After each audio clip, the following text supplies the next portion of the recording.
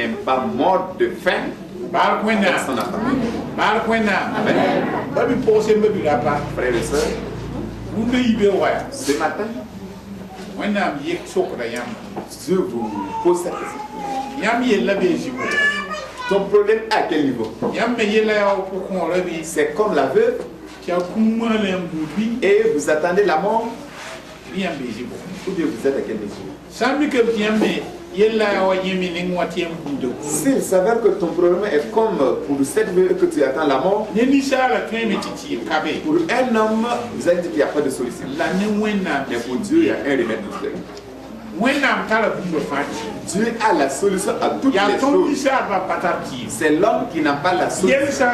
Quand il y a un problème, et quand un homme essaye, il n'arrive pas. Quand un homme va essayer, il va dire qu'il n'y a plus de solution. C'est toi, tu ne peux pas. C'est lui, il ne peut pas qui dit qu'il a plus de solution. Sinon, avec Dieu, il y a toujours une solution. Toutes les choses ont une solution. Et même je vais continuer à vous dire, il n'y a pas un problème sur cette terre où il n'y a pas de solution. Il n'y a pas un problème sur cette terre qui n'a pas de solution. Non. Quand il y a un problème, il y aura un dénouement. Quand il y a un problème, il y aura une solution. C'est vous qui n'avez pas encore rencontré. Même les différentes maladies qui parcourent le monde, il n'y a pas une maladie qui n'a pas de remède. Toutes les maladies ont une remède. Mais comme nous n'avons pas encore trouvé le remède, nous disons qu'il n'y a pas de remède. Mais avec Dieu, tout ce qu'il a créé, il sait comment fonctionne chaque chose. Il sait la et voilà pourquoi ce matin, j'aimerais que tout un chacun de nous qui mette à la place de la veuve de Sarepta et qu'il appelle à Dieu et qu'il demande à Dieu de l'aider, parce que nous entrons dans l'année 2012 et que 2012, je veux que ce verset nous reste en nous tout au cours de cette année. N'oubliez pas de faire comme la veuve de Sarepta pour que Dieu puisse nous aider. Pour que Dieu puisse nous aider, parce que des fois quand nous crions au secours, nous voyons quelqu'un qui nous dit celui-là il a des richesses, il a des médicaments, il travaille là-bas, il est un intellectuel, je fais mon conseil. Quand il est avec moi, je sais que je peux trouver solution à cela. Frères et sœurs, vous pouvez avoir un problème et que toutes ces personnes ne sont pas là. Ils ne sont pas là. Non. Vous voulez que je vous raconte un peu? Il y a une femme que je connaissais. À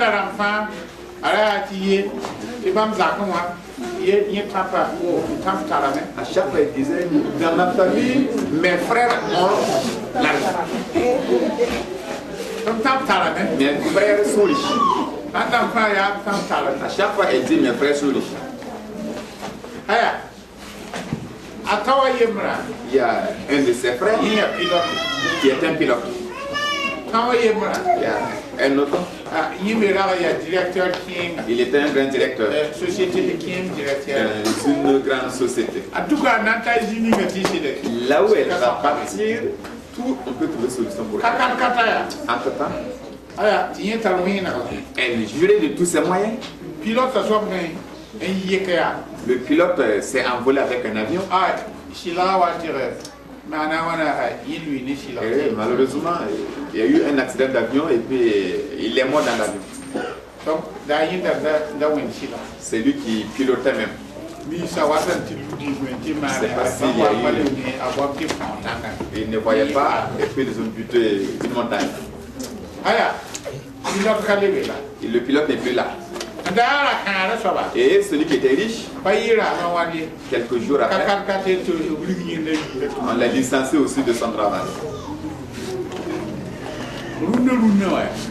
Présentement. Cette femme, elle ne parle plus qu'elle a des frères qui sont riches. Si vous arrivez chez elle, si vous la voyez, si vous voyez comment elle travaille,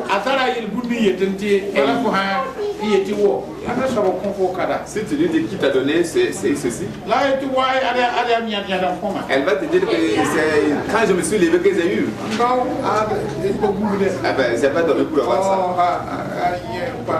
Il faut comprendre que c'est pas facile. C'est pour vous montrer que l'homme, quand vous vous confiez à un homme, c'est pas pour longtemps. Qu'une femme peut dire aujourd'hui, il n'y a pas de problème, mon mari est riche. Et quand le mari n'est pas de lui, vous pensez que la ville de Sarita, vous pensez qu'elle était pauvre? Peut-être quand son mari était là, elles étaient riches. Comme elle n'a pas que son mari, elle est devenue aussi pauvre comme tout le monde. Vous vous rappelez de ce que le pasteur Dieudonné avait dit dans son émission? Elle a trouvé une femme qui ramassait du sable. Elle portait du wax, le pain wax hollandais, et qu'elle ramassait le sable. Je lui ai demandé pourquoi tu ramasses du sable, bien que tu as porté des pains de wax. Elle a dit que dans tous ces pains, elle n'a pas un pain qui n'est pas hollandais. Son mari était riche. Son mari est décédé. Et tout ce que son mari payait pour elle, c'était des pains de valeur. Et comme son mari n'est plus là, on a retiré la maison, on a retiré tous les biens. Et puis on a laissé seul avec les enfants, elle n'a plus rien. Tout ce que pour donner aux enfants à manger, il n'y a même pas. Elle ne sait plus comment faire, voilà pourquoi elle est sortie. Comme elle n'avait même plus d'autres pains que les pains hollandais, il faut qu'elle porte ce qu'elle a. Vous voyez comment les choses peuvent bouleverser? Mais celui qui se confie à Dieu, je ne veux pas dire qu'il n'y aura pas de problème. Mais Dieu va faire une sortie. La ville de Sarita, elle était dans une situation. Elle était vue premièrement. Quand il a eu la faim, ça a aggravé sa situation. Il n'y avait pas quelqu'un pour lui secourir.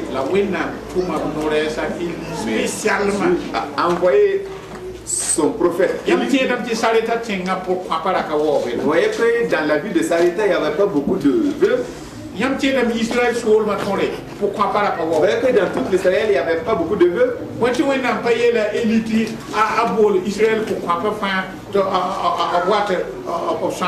que Dieu n'a pas dit d'appeler toutes les veuves d'Israël pour qu'ils puissent les aider. Non seulement Dieu n'a pas dit que c'est tout Israël.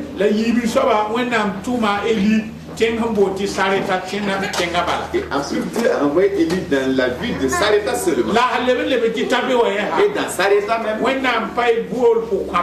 Dieu n'a pas appelé autre veuve.